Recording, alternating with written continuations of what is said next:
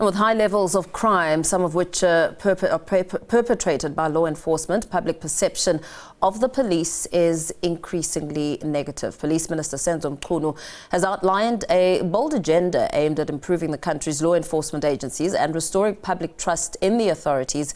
Independent analyst Melusi Ncala joins us for more. Melusi, a very good evening to you. Thank you for your time and welcome to the late edition. As we have learnt this evening, 3 suspects have been shot and killed by police in Mthatha in the Eastern Cape. In fact, just a short while ago, our Tambo District Police Commissioner was speaking to my colleague saying that the suspects were brazen. They confronted the police in their bays and were the first to shoot at officers before being gunned down. What are your thoughts on this? Good evening, Paul, and thank you for having me. I mean, when we have to think about how the police are dealing with the issue of crime, it's one thing if we talk about them being proactive and exercising authority in terms of brutality, which, of course, in accordance with the practices they are allowed to do. But that is not necessarily the way to garner support from the public. So there isn't per se correlation between the public having full confidence in the police and there being a decrease in crime, for example. The two don't necessarily go hand in hand. So yes, there may be people who will say that this is a strong show of force by the police, and perhaps it's encouraged by some members of the public. But generally, there are processes and there are procedures, and quite often that is what we need to evaluate and look at to say that, okay, to what extent are police officials or officers actually keeping to their processes, and do we as the public believe that they are procedurally fair? We heard Chairperson of Parliament's Portfolio Committee on Police, Ian Cameron, warning that with extortion, one cannot expect to fix it just on the outside if the inside is not clean. Essentially, just pointing fingers at the SAPS, adding that within the SAPS there are far too many questionable appointments. I mean, extortion is a long-term problem that the South African Police Service has had.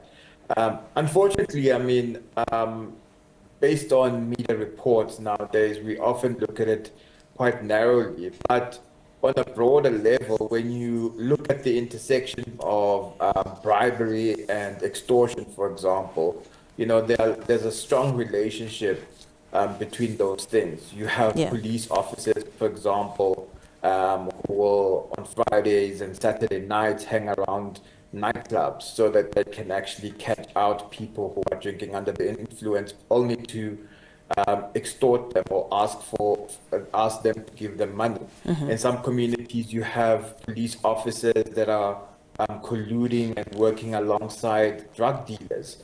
And when community members go and complain, those police won't do anything but go back to the drug dealers and tell them, hey, so we have received such a complaint, you need to pay me protection fees.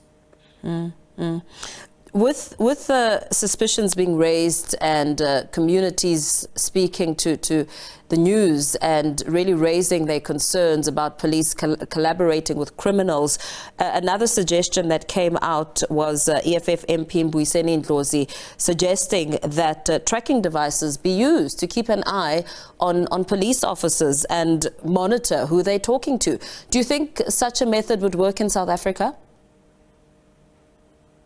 I mean, it depends to what extent we want to go with it. I mean, this is an idea that's been touted at, so that it's not novel. The idea of having body cams, for example, on police officers. When you look at police vehicles, for example, those can be tracked. And we can be told where the police officer was and what possibly in what community or region they were and what happened to the vehicle.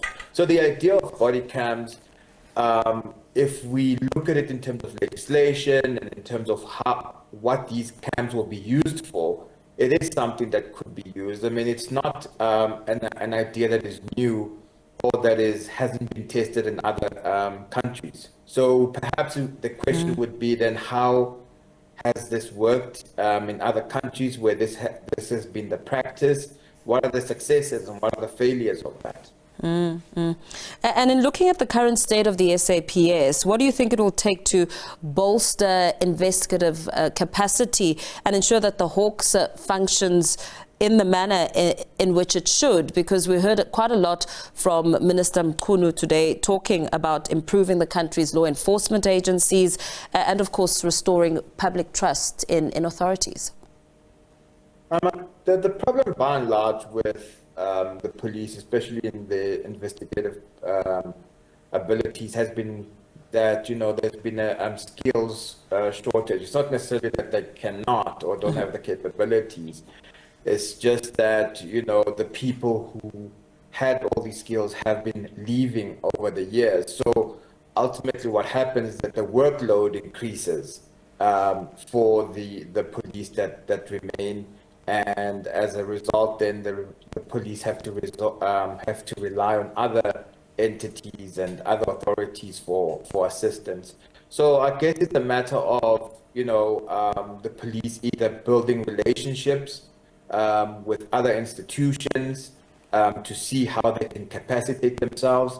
And of course, updating the technological use. So for example, are they using the latest forensic skills and technologies to be able to detect crimes?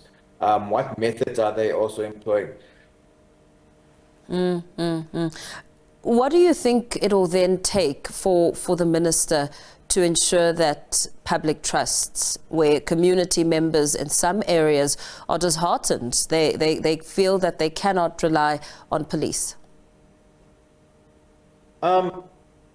Since the dawn of democracy in South Africa, there's generally been low trust in the police. But what we realize as well, that there are certain significant events that happen where this trust dips even lower. For example, what happened with Marikana, or what happened during the COVID period, or even the July unrest. Those instances lead members of the public to feel quite despondent because they feel that the police are either being selective about who they're targeting. So issues of racial profiling, for example, or even targeting certain communities, and that they have a certain paramilitary force type of identity. So what then is required is that, the police needs to have a human rights type of framework. They need to embody what is actually stipulated in our constitution and have that kind of ethos where they view themselves as members of the society with the intention of protecting civilians, not necessarily to be a force upon the civilians. So they need to be a non-military type of outfit.